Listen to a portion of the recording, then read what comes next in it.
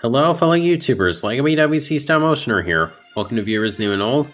And today I thought I'd take a look at Jakks Pacific's more recent takes on Sonic, Tails, and Knuckles. Because I have reviewed Team Sonic already, but it was previous versions of them. So just thought I'd take a look at the newer updates. I don't have as much to say about Sonic and Tails, but Knuckles, yeah, I definitely got some more things to say about him. So, without further ado, let's just go on and get into the review. So here we have Wave 14 Sonic, and this time I actually have Sonic's card. So it says he has 11 points for articulation. It says the world's fastest blue hedgehog. Sonic runs at top speed and can use a special homing attack ability to save the natural world around him. And there's the other figures from Wave 14, along with the Knuckles that... It ain't the Knuckles that we got in this wave, but we'll get into that more later. And the accessory, it's the 10 ring. I've displayed this next to Tails to kind of be like the dummy ring attack from Project 06. This accessory is kind of whatever to me. It's not great, but it's also not awful. There isn't anything specifically that I think Sonic should come with, so it's pretty inoffensive.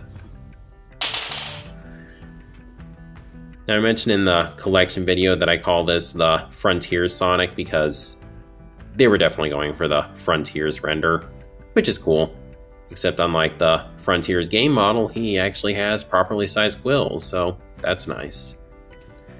This will mainly just be me comparing him to the Adventure Sonic, and the main differences are in the head sculpts. This isn't sculpt, but in terms of paint, the eyes are different. They're skinnier on this one than on the Adventure Sonic, and the mouth, of course this one looks angry.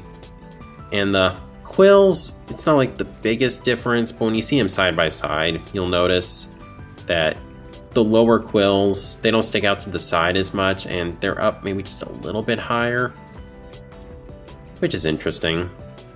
And also, I don't know if this is just mine, but the nose seems to stick up a lot more than on the Adventure one. It could just be mine got warped a little bit in the packaging. I don't know. I do like the middle eyebrow section on this one better, just because it's a little more flat. This one juts out just a smidge too much. It's not that bad, just a little too much. Another interesting thing I noticed, again, this could just be related to this version of the mold, or just mine, but the shoulders sound way more clicky. I don't know if you can hear that, but like this one doesn't really make much of a sound at all, and then this one kind of clicks into place. So very interesting. I really can't say for sure which one I prefer over the other. They both represent games that I love, and I just kind of interchange between which ones I have on the display. And I have the Frontiers one on the display right now. And on the Adventure one, I gave him the 2 open hands just because, as I mentioned in the collection video, I want to have Super Sonic with 2 closed fists, so one of these guys has to have 2 open hands. So yeah, that's pretty much Frontiers Sonic. Pretty solid figure, and he doesn't fall over too much, so that's a plus. And here we have Tails once again. This is the Wave 12 version, and he has 12 points for articulation. The description is the same as the previous one, so I won't really go into that. There he is with the rest of the Wave 12 figures, including that stupid figure that's still on the target pegs, and I am so sick of seeing him. Sorry. Anyway, the figure itself, there aren't really any major changes from the previous one. The biggest one would probably just be that both of his hands are open, whereas this one has an open right hand and a closed fist. And it's a little more minute, but his eyes are also different. These are shorter compared to these. Otherwise, though, it's pretty much the same. It's based on the mold that has the flight pose Tails, which, as I've said, is definitely the look I prefer for a Tails figure. The main attraction with this one, though, is the accessory. The Miles Electric, I really appreciate them making this. Even if Unfortunately, the quality control on it isn't the best because this sticker is starting to come off, and unfortunately, it has Amy Hammer syndrome. And what I mean by that is that the paint is rubbing off a little bit. I don't know if, yeah, there's a little bit of blue on the glove there, and that's from the handle right here, and that's just really a bummer. I wish the quality control on the accessories was a little bit better. Maybe I can spray it with some sort of primer. I don't know if that would work or not. Get it in his hand though. Pretty much just like that. It's a nice accessory. I'm glad to have it. Just, I need to do something about the paint. So the figure itself, I'm not exactly gonna say, wow, this is so much better than the previous Tails. It's a little better, but the accessory is definitely the thing that sells me on it. And was enough to convince me to get a second Tails. So yeah, that's Wave 12 Tails. So here we have the new improved 4-inch Knuckles. And looking at the card, he has 11 points for articulation, and he actually has a new description. It says Knuckles is a red echidna, and the last of his tribe. He can use his immense strength and the spikes on his fist to smash enemies, climb walls, or even destroy solid rock. There he is with the other figures from this wave. And I just gotta ask, what happened? There is so much wrong with this section right here. That head, just that section and that section right there, clearly based on the old figure. I just can't help but wonder, did they have this card made and then just decided they were going to completely redo the figure? And why is Sonic's arm there? What? How did that happen? It's not that big of a deal at the end of the day. It's just fun to poke fun at, but I just really want to know what happened there. Accessory, it's nothing to write home about. It's just a yellow spring. It's kind of a fun fidget thing, but I put this down in a bin. I really have no use for it.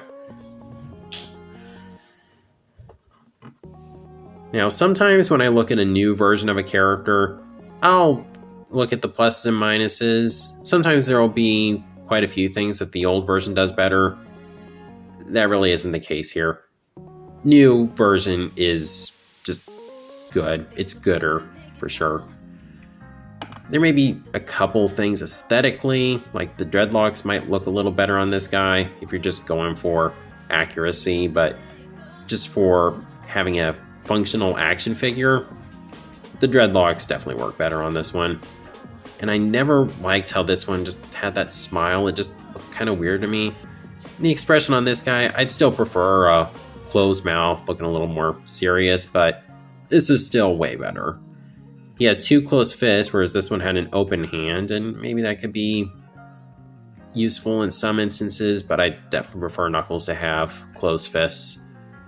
And the feet on this guy are a lot smaller, and I really didn't realize until this figure came out that this guy's feet are a little too big. So, yeah, this one is really, really nice. Just taking a look at him. The purple of the eyes, I noticed, is also a lot darker than the previous one, which is interesting. Overall, though, just really, really nice sculpt work on this guy. As always with Jakks, their figures look really nice. Now, unlike the Sonic and Tails in this video, I am going to cover the articulation on this guy just because there's some differences. So the head, of course, is on a ball joint. It's very loose. I'm not sure if it's supposed to be that loose, but you do get a little bit more movement out of it than you normally would with a Knuckles figure. Not a ton, but it's still there. And I've seen where you can rotate it more, but I don't really want to force it. The arms can go forward, which is really nice. It can go up that far, which is decent. He has ball jointed wrists, of course, so you get a lot of movement there. The legs can go forward that far and back that far. It can rotate. You get a knee bend and a knee swivel, which, as I've said, I don't think is really that necessary, but that's fine. And he has ball jointed ankles. So he is fairly well articulated by Knuckles action figure standards, and the arms are much better to work with because they're not as bent as they were on the previous one. Yeah, I don't really know what they were thinking when they made the arms bent as much as they were, but doesn't matter. They've fixed their mistakes, and I'm very happy about that. So, yeah, that's pretty much the new Knuckles. I definitely think you should get this one. It is an improvement over the previous one in pretty much every single way.